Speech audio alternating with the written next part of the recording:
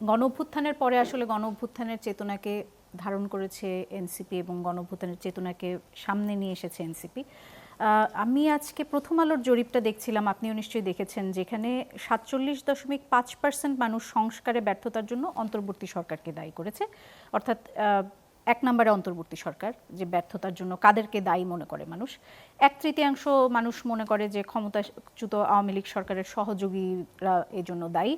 এরপরে তৃতীয় অবস্থানে আপনারা আছেন। 22% মানুষ মনে করে যে সংস্কারের ব্যর্থতার জন্য এনসিপি দায়ী।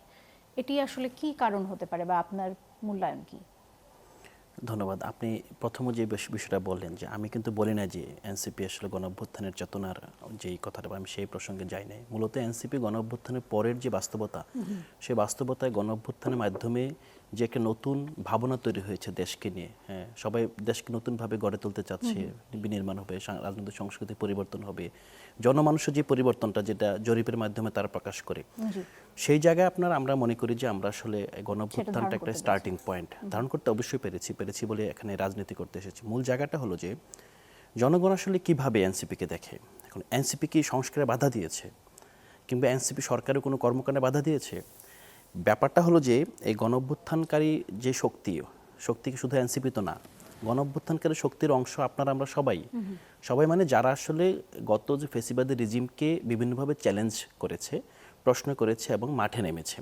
এখন এই শক্তিগুলোর মধ্যকার যে ফাটল গণঅভ্যুত্থানের পরপরই তৈরি হয়েছে, সেটার পিছনে তো এনসিপি দায়ী না।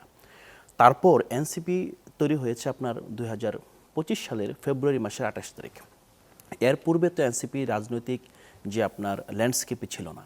এর পূর্বে মূলত এনসিপির পূর্বকার যে ভার্সন, নাগরিক কমিটি হিসেবে আমরা ছিলাম, আমরা কোনো রাজনৈতিক কর্মকাণ্ডে অংশগ্রহণ করি নাই। আমরা যেটা করেছি, জনগণের মধ্যে গিয়েছি, জনগণের মাঝে অন্তর্বর্তীকালীন সরকারের যে সংস্কারের যে এজেন্ডাগুলো বিভিন্ন আপনার কমিশন গঠন করেছে, সেগুলোর জন্য তাদের মতামত নিয়েছি।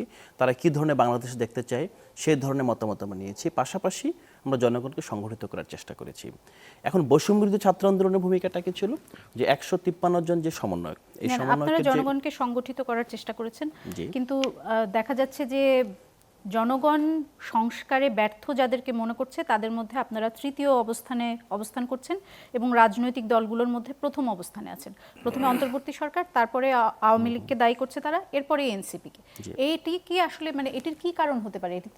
এটিতে কি আপনারা কিছুটা সারপ্রাইজড হয়েছেন কিনা? না, এটা আমরা কোনোভাবে সারপ্রাইজড হইনি। প্রথমত জনগণের কাছে একটা ধারণা যে এই সরকার আসলে এনসিপি সরকার। এখন এই ধারণার কারণে জনগণ বিএনপিকে সংস্কারের ব্যর্থতার জন্য কখনোই মানে দায়ী করবে না, ওইভাবে জামাতকেও করবে না, এবং তাদের কাছে জনগণের প্রত্যাশাও নাই। জনগণের প্রত্যাশা হলো যে এনসিপি এখানে এই সংস্কার হাতে ধরে ঘাড়ে ধরে বাস্তবায়ন করে দিবে, কিন্তু জনগণ তো এটা জানে না।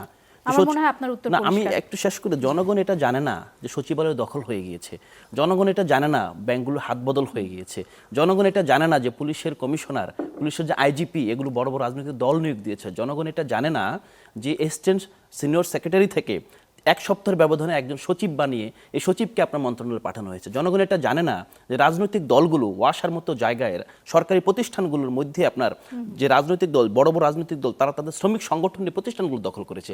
জনগণ শুধু এটা দেখেছে যে এনসিপির নেতারা ফুলে ফেপে বড় হয়ে গিয়েছে, এরা বাচ্চা ছেলে ছিল ইউনিভার্সিটি হল থেকে। খুব বোকা, আপনারা কেন জনগণকে জানাচ্ছেন? আমরা জনগণকে জানাবো কেন? আমরা ইটস নট আওয়ার রেসপন্সিবিলিটি। আমরা আমাদের রাজনীতিটা করেছি, আমাদের শক্তি এতটুকু। দেখেন, আমরা জনগণের 6% সমর্থন আছে না লাস্ট আয়ের জরিপে, আমরা 6% সমর্থনের যে রাজনৈতিক দল, এই দল তো কখনোই 100% জনগণকে আস্থায় আনতে পারবে না।